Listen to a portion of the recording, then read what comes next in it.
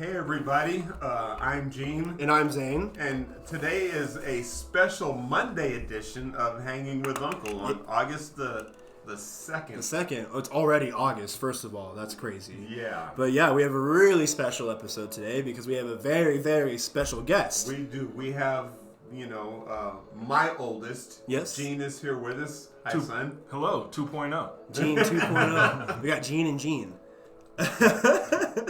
The fun we used to have. Yeah. You don't technically, you don't do the junior title, do you? Or On paper. On paper? Yeah, okay. Yeah. So, only when it works. I heard a lot of juniors don't like the junior title. I think for me, one thing is, it's the name I'm given. I'm not going to shy away from it. Absolutely. But, that's just a sign of great times. So, I think for me, one of the biggest things is... We might have to restart that. That was really loud. Well, we're going. When we go places and people think we're brothers, Oh, okay. Yeah. Oh, cool. Remember Mason and the phone calls? Oh, yeah. Yeah, no. Jeez, you guys sounded like him. I'd pick up and he'd be like, "Hey, Gene," and I'm like, "Hey, how's it going?" Yeah, yeah, because it's your name, so it's really like, okay, hey, what's up? That's funny. Well, before we get any farther, because I don't want to miss that, those are some really funny times. Absolutely, and the mic did fall. Sorry if that's really loud for some people who are listening. But we're making a loop back today, and we are with Grape OG. Grape OG, and it's a classic. It's one of my favorite indicas, but this one crosses the finish line at 25%. So, ooh, okay, so a little bit more beefed up a little bit. We'll see, yeah. Oh man, that's okay. But anyway, so yeah. Yeah, right back to it. I go through the same thing, so I sound like my dad. And a lot of people say whenever I answer my phone, even my aunt when they called the house when I lived with my parents, when my aunt would call the house, she'd be like, "Oh hey brother." No, it's me, auntie. Oh, sorry, nephew. Immediately, oh, sorry. No, but that's awesome. But you guys have the same name, so you just roll with the punches. Yeah, that's hilarious. And Analyze. Oh, how's it going? I'm doing all right. Yeah. What'd you do in school today? Oh, you want to talk to my son? I didn't go to school today. That's awesome. Yeah. So we wanted a special episode because Gene was in town and he's leaving tomorrow, and Gene also wanted him. So weird doing two different Genes. I gotta get used to that. Gene wanted him to also be in the show, so we had to do a special episode today before he left tomorrow. Absolutely, and we always have extra time, but this is the first time we're actually using it. So actually using our extra time because we did have some topics we wanted to catch up on. We really did. Yeah, we wanted to talk ball. Well, I do want. Let's back up and just give a little bit of history on Gene. Let's do history. He's in his transition right now. He's active duty Army.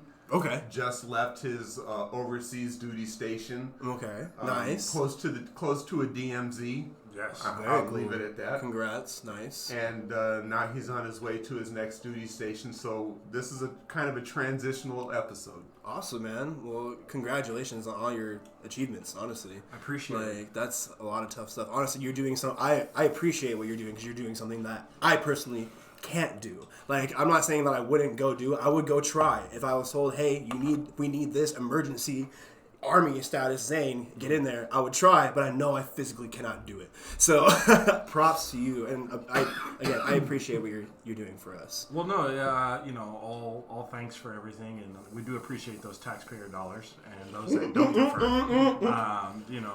But it's great to be back in the U.S. 15 months overseas definitely messes with your time clock, your relationships. Holy shit. But it's always nice when you can come home, communicate, and be a part of something bigger than you. I was going to ask, now communicate. Are you learning another language? So I did spend a little bit of time just because, at my age, I think that if you're not trying to at least participate in the culture. Absolutely. Because we get upset when people come here and don't try to learn the language or True. Or interact on an American level. And maybe that's not the same for everyone. No. But people that I know feel some type of way on that level. Gotcha. Okay. But yeah, no, I mean, I will say this. If you ever have an opportunity to go to South Korea, it's a beautiful place. The hospitality is amazing. The food is great. The sights are great. And I was there during COVID, It was an amazing time. So I can only imagine what it's like without COVID. Right. Just on a whole nother level. So that's awesome. Like I've always been intrigued with South Korea. I'm a gaming nerd, so the Koreans are always better than us at video games, like hands down. Like props to them all the time. Like they're so good at just playing video games, like the sports like level. Yeah. But I've always wanted to go out there and visit just because of the culture, like the nerd culture. COVID's what kept me from going to visit him in South Korea. I didn't get my passport stamped. Yeah, I know. I remember that. But yeah, I've always wanted to go out there, so that's awesome that you're willing to learn the culture out there too and embrace it. Yeah. Yeah, I mean, do unto others. What a concept. Right. Oh, what a concept, huh? There's an old saying, "When in Rome." So I said, "Well, when in South Korea, why not?" Try it, Hey, I heard it's beautiful out there, and from what you say, it sounds fun too. So most definitely. Yeah. Is it mostly nightlife kind of deal, or? So there's nightlife, there's day life. There's hiking, there's sightseeing. There's, one assumption that I made was, I'll see a lot of a specific religion, and that was not the case. There are so many people that follow a lot of different paths in life, and it was really great because I think one thing that in the U.S., whether it's politics, religion, or just economics, right? We talk about. Absolutely, yeah. Religion never really came up, but you could tell from just people walking the streets. Like I saw nuns, walking around. Which I mean, I can say like in Los Angeles, where I'm from, you don't really see the nuns just walking the street. If you do, there's a problem. Well, okay, hold on. Did I miss something? Yeah, what's going on? But no, it was great. The Buddhist temples, going to see different cultures and the culture, and then going to see just kind of what it's about. And just taking 2.5 seconds to learn something that's outside of my usual norm, and even just be a part of something, stimulate the local economy. Right. So that was big. That's cool, man. So outside of your normalcy, what food do you like out in South Korea? Do you get to try any like foods that are the normal Americanized food, quote unquote? Definitely. So I mean, if you're someone who, and they're out there, people who love to stay on base or just stay in the local footprint, they do cater to the Americans. However, space, I will say that Tagalbi is a dish that I've gone with 2-3 people. It sits in a skillet that would fit on this table, and we would not be able to finish it. Tagalbi, and that's something that whether you like chicken, beef, seafood, it's 1/3 of the plate. All the above, brother. Cheese is 1/3, and then rice, maybe a little sesame seed, and then they take like seaweed, they grind it a little bit. And they'll throw it in and you mix it all together, and you can add your own level of spice, like 0 through 5.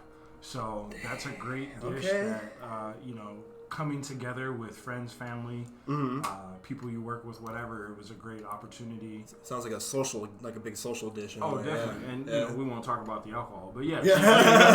And one disclaimer, just FYI, like I said, my son is active duty. He is not partaking. It is just Zane and I, so Absolutely, I want to throw that out there. We are ventilated, being compliant, and Well, I just want to say I am partaking in some alcohol. So there you go. I'm enjoying the vibes either way. We do have some Maker's Mark, yes. Yes, and that's something I can't hang with. Cheers. I cannot hang with that. No, you guys take care of that. Yeah. So, other than like entertainment and food, what else is there in South Korea? So no matter what town you go to, you'll find a bowling alley. Bowling alley. Okay. Bowling is big there. Okay. Needless to say, karaoke is big there. Yes. Okay. So I have a friend who, my aunt lives in Korea, but I also have a friend who lives in Korea. He also, ironically, teaches English. He said he goes a lot of karaoke bars. So they have like bars specifically for karaoke. Yes. That's awesome. Grape. Yeah. Yeah. Hang in there, man. Wow. Hang in there. No, so one thing I will say that, if you are a non-drinker, you can go to South Korea and visit a non-drinking karaoke bar. Okay. There are karaoke bars that will serve like fresh fruits and food. And then there are karaoke bars that definitely serve the soju, the beer, and the local alcohol. I have not had soju before. I've been wanting to try it at least. It comes in a lot of different flavors. Okay. The Koreans will say if you don't drink pure straight soju, no flavored, they will kind of raise an eyebrow at you, like, oh, okay, you're probably not Korean.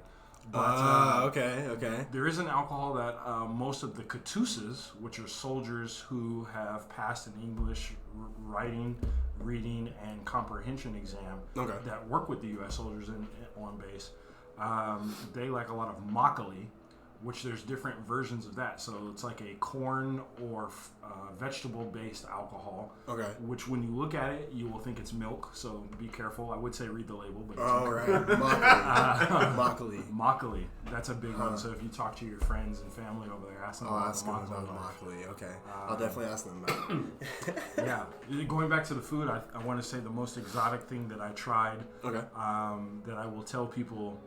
Even if you have to put a blindfold on and just try it, silkworms. Silkworms. They're just overgrown roly-polies. You know, they're usually marinated in some sort of sauce, but they're sweet, not salty. I thought it would be salty. Okay. Not crunchy. They're chewy. So yeah. Whoa. Try that. Try okay. it. Yeah, that's. I've had bug before, weird. I've had it like back when Survivor was huge. I went to Cold Stone and they had like, hey, try a chocolate covered cricket, get a free medium ice cream. I mean, come on, you can't pass that up. Right. So I'll try it. Yeah. That does not sound pleasant. It doesn't sound pleasant. Like, I could tell you that. Well, I've seen a lot of the pictures that you sent, and just out of curiosity, because I know you grew up with me in the gym, and we're always out hiking and exploring and doing stuff and being out in the woods. What is the most scenic hike that you went on that you would go back to do it? Like a place that you could just sit and have your Zen moment, or day, or... There are so many that come to mind, but one that I would say to get your steps in literally, as well as find your Zen and just enjoy all of the greenery around you, is in the city of Cheonan, and it is in southern South Korea. I'll say that it is they have a Buddhist temple there. Oh, cool. Which I believe it has the second largest statue of Buddha in South Korea. So I've been there quite a few times. Just to get there, I mean, you go up 100 steps or so, and it's definitely on an incline. I see your shirt. I gotta go. Like, that sounds cool. So it's a lot. It's really dope, and even once you finally make it to the top and you catch your breath, you're maybe a good 200 yards from the statue, but you can still see it. Wow. Okay. That's how big it is. So. Dang. Yeah. For those you can't see, I'm wearing a Buddha shirt, so it's kind of funny. I want to go. That sounds cool. Yes. Babe, I know you're listening. We're gonna go see it. and also, I mean, it's on a different parallel than we are. So winters are a lot more. Talk to us about the changes of seasons. Well, I don't know what winter is. I'm an Arizona native.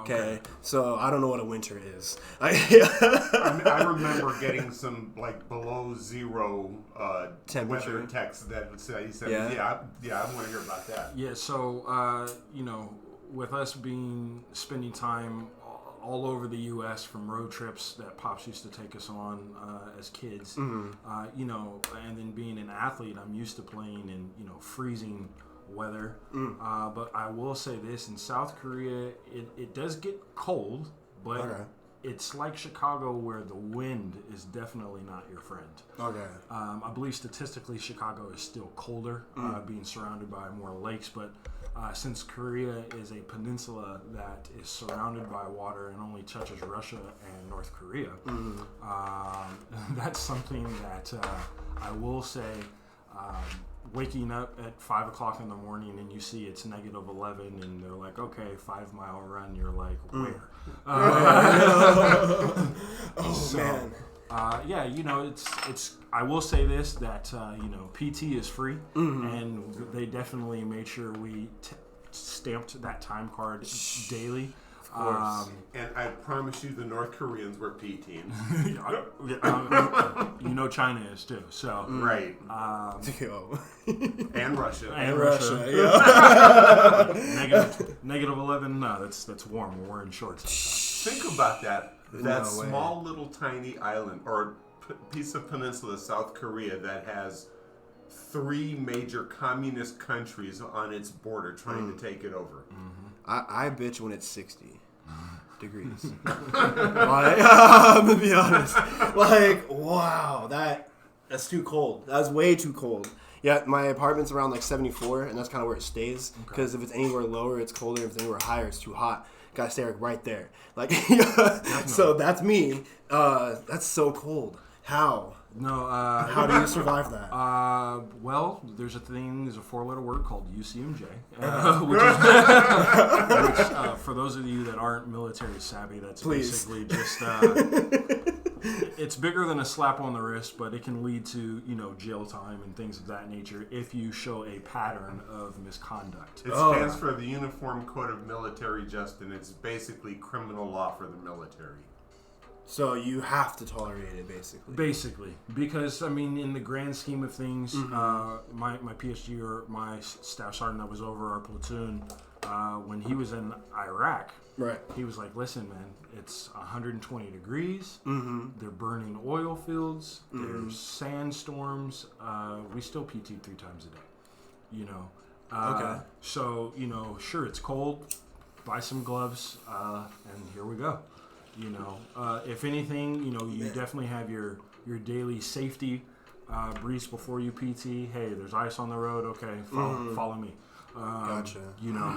So yeah, no, I had really great leadership. While I was over there, I had some really great people that decided to volunteer and choose to do things that I know not everyone is able or is willing to do. But I would just say, always check on your family, whether it's an email, a phone call, a text message, write a letter. Those things definitely go a long way, especially during COVID. Of course, when we're stuck in a barracks or locked to base. And just don't forget about your people overseas or even stateside. So I know I sent that birthday present to you, and I know it was the right size. I think people would be interested to know the difference in clothes sizes. Oh, yeah. We always hear about how small the Asian people usually are. Yeah. I happen to buy a T-shirt, and just force a habit. Like, I've been on this earth over 30 years, and I'm just like, I'm going to buy the extra large. Right. Well, an extra large is really like a medium. Really? So when I put the shirt on, and I was like, man, I either got really fat or... and so I had to do the conversion because everything is in inches. Or excuse me, centimeters. Centimeters, yeah. So, definitely Google Translate converting all the numbers. All of it. Man. Because pants, shoes, your shirts, if you're a female, all the female measurements, it's all in centimeters. So that was your fun. shoe size? My shoe size was a 290 in centimeters. So whoa. He's taller than me, and Yeah. I'm not short. And your shoe size here is? It varies. So anywhere from a 12 to a 13. Okay. Jeez, that is crazy. So you're getting an extra large. So out there, technically, if you were to put it in American terms, you would be like a double XL. Triple. Yes. I would be in the 6s, maybe. Well, I'm X, moving on to a 2X. I'm trying not to hit that point. I want to stop getting to that point. So hopefully that doesn't get there. Knock on wood. But yeah, I would be around. I would be a big size out there. Yeah. I'm a big boy. I'm not going to say my size or my disclose. When I get on the scale, it just says get off. Yeah. Yeah. I'm a big boy out there then. Yeah. And, okay. And really, what it is just because of the body types. Right. Absolutely. Yeah, they're much leaner. Yes. And more agile than we are. Obviously, they're actually like different diet. Everything. Yeah. The diet itself, honestly, is a plain example of just how they're different than us. Like like I said, leaner. They don't have as much body fat as we do. It make me feel subconscious, or self-conscious, not subconscious, self-conscious. Like, anyways, let's start talking basketball, right? Yes. So we were talking about some crazy stuff that's going on. With the trades, the Suns picked up JaVale McGee. Yay! I noticed that. That's awesome. Okay. Big guy. Solid pickup. That's a solid pick. I'm happy about that. He's honestly top 5 big in the league right now. I don't know why the Lakers got rid of him. There's no other bigs you can bring up. They're like, Joel Embiid and AD, and then what's the other guy from Denver? Jokic. Yeah. And then it's like, who's a true big right now? JaVale McGee. So we got a true big. Zion. Zion's a 4 though. Not necessarily a 5. So. I don't know, man. He's like built like Heimdall. He's huge, but no, he's a 4. He's technically a 4, I would say. I would put you can put a lot bigger guys with Zion. Like they actually picked up Steven Adams. Steven Adams is going over there. Really? Yeah. He's long in the tooth, but I mean, I think if he still performs like he did before, that's a solid get. He was honestly a solid offensive part of the offense, I guess, with the Thunder when he was with them. Like he honestly isn't too bad on the offensive side of the basketball. Defensive, I mean, he works. Yeah, he works. I mean, they still have Brandon Ingram. He's long and big too. The Pelicans can be a team next year. They can. Absolutely. The Pelicans. It's still a weird name for me to say Pelicans. Yes. I know. To me, again, I'm OG. You know, the New Orleans should always be the Jazz. Not Utah. You're thinking that OG. That's where they are. I thought you were going to say from. Hornets. I thought you were going to bring up the Hornets. But nah, if New Orleans is going to be anything, they should be the Jazz. I want to give you some good news. Jazz ain't born in Utah. I'm sorry, they got no business. Jazz was not born in Utah. You're right. Yeah, I want to give you good news about Alex Caruso. He's leaving the Lakers. Yay! A lot of Lakers fans are sad. I don't know why he's a fan favorite. He's awkward to watch, but he's going to Chicago. Going to go play with Zach LaVine and company. So I mean, look out. He's the GOAT. That's what they say in LA. He's got to go. Not Jason Tatum. I was about to say Jason Tatum. Oh my gosh. Zach LaVine has a GOAT with him, so look out. Look out. Russell Westbrook going to LA. I know you have a weird feeling about it. I definitely have mixed feelings about that. I feel like this is a big conversation, though. I'm a UCLA fan. That's where he went. Definitely. Took him to the finals. Yeah. He never has cracked that threshold of getting the ring, getting the championship. And as a Laker fan, I don't know if that's somebody really I want to see on the team, but you never know. You never know. You never know. I mean, like I was saying earlier, I think their issue is shooting, 3-point shooting. And, I mean, LeBron's getting older. We're seeing him shoot more. They were talking about that even during the playoffs, that he's shooting more than anything. So maybe he's adjusting his 3-point shooting, and it's Steph Curry-like, and they're fine. But Russell Westbrook isn't the solution to your 3-point shooting issue. So no. That's how I look at it. I mean, I'm not a big Russell Westbrook fan in general, just because I don't like his decision making. He's not afraid to take him, that's for sure. Well, no, not afraid at all. But like you said earlier, that on paper he should win a championship every year, but he doesn't. So realistically, I mean, how much better a team are they? Like if they all three of them average 40 a game, like I said earlier, 120, they win. I mean, simple as that, because then they have role players if they get the basketball. But, but I mean... Well, they're not all three going to be on the floor at the same time. You don't think so? They'll start, but when you have rotations, you'll probably have 2 at most on the floor at the same time. I agree. Yeah. Or to close a game. Okay. When you close the game, you'll have all I can see three Westbrook closing the quarter, and LeBron resting at some point. Like Westbrook coming out early for the backup guard. We don't know yet, but to come in, whichever. I mean, I can see things working out, but again, they gotta have those role players, like we've said. Like they're kicking Caruso out, so hopefully that makes a lot of space for for someone to come in They got rid of Caldwell Pope too, didn't they? Yeah, they got rid of Pope, Kuzma, and I still don't like that they got rid of Harold. I don't like they got rid of Montrezl Harrell. They misused Montrezl Harrell. They really misused him. When they played the Suns in the regular season before the playoffs, Montrezl Harrell is what kept them in the game and helped them win, actually. Because Braun was out, AD was pulled out, and the Suns started going on a run, but the person scoring was Harrell and keeping the flow and keeping them in the game. He was leading scorer a lot. Yeah. He hustled too. He was really what they need. They need hustle players on the side that are willing to give up, ball time to do other things. Yeah. So. Well, we have a couple of minutes left, and again, to me, this is a special episode because my oldest is here with me. Absolutely, yes. And I want to talk a little bit about father-son relationships because we have a very good relationship. I love my son. We're friends.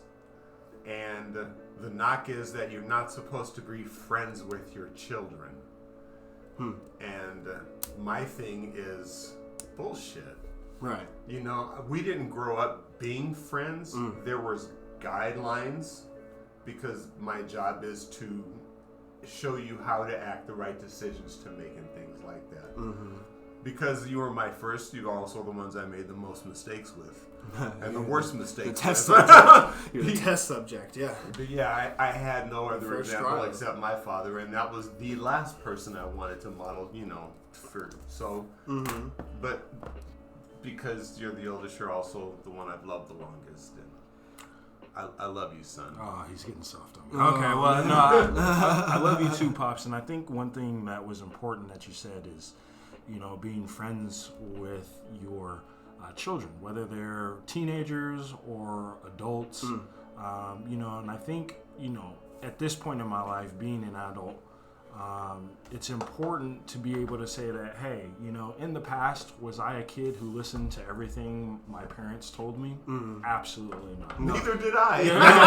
I mean, I can say the same. Like, I see the same within what my father and I have between you two have. I am a close friend with my dad, and also with my mom too. On it's at different levels. The friendships, vary. You talk to mom about certain things. You talk to dad about certain things. Mom financial, dad personal.